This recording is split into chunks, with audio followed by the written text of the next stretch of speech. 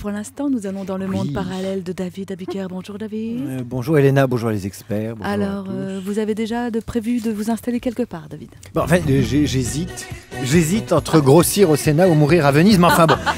En fait, quelle entrée? Je vais vous raconter ce qui m'est arrivé hier soir. Pas osé dire. Ma fille aînée m'a posé la question de là où j'allais prendre ma retraite. Je travaillais mes abdominaux au salon devant la télévision. J'ai gardé toutes mes cassettes de Véronique et Davina que vous entendez en ce moment, donc j'écartais bien les cuisses quand ma fille est arrivée. Et là, père, veux-tu bien baisser ta musique de merde? J'ai une question à te poser. Alors je baisse Véronique et Davina. Qu'est-ce qu'elle est lucide, votre fille? Tout en poursuivant mes écartements. Et là, ma fille me regarde droit dans les yeux. Père, je suis soucieuse. Où comptes-tu t'installer quand tu seras senior? Et là, je réponds à ma fille. Mais tu sais, petite, il y a senior et senior.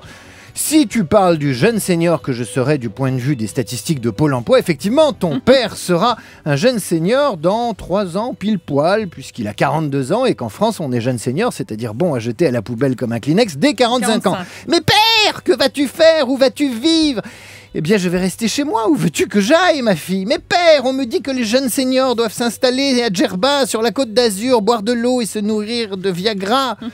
Mais non, ma fille, ça c'est pour les jeunes seniors qui ont pris leur retraite de vieux. Mais père, quand vas-tu quitter l'appartement alors? Demain, chérie. Mais je ne quitterai pas l'appartement. Que quand je serai un jeune senior très très vieux, de 62, 65, 67 ans, suivant le résultat des élections. Pour l'instant, je ne suis qu'un futur jeune senior du marché du travail. Au pire, je m'installe à Pôle emploi l'année prochaine. Mais père, ça veut dire que je n'aurai la jouissance de l'appartement que vers 55 ans. Alors, moi, je continuais à faire les exercices. Comme ça. Et encore, ma fille, je risque de le vendre pour acheter un studio plus petit, consolider mes revenus.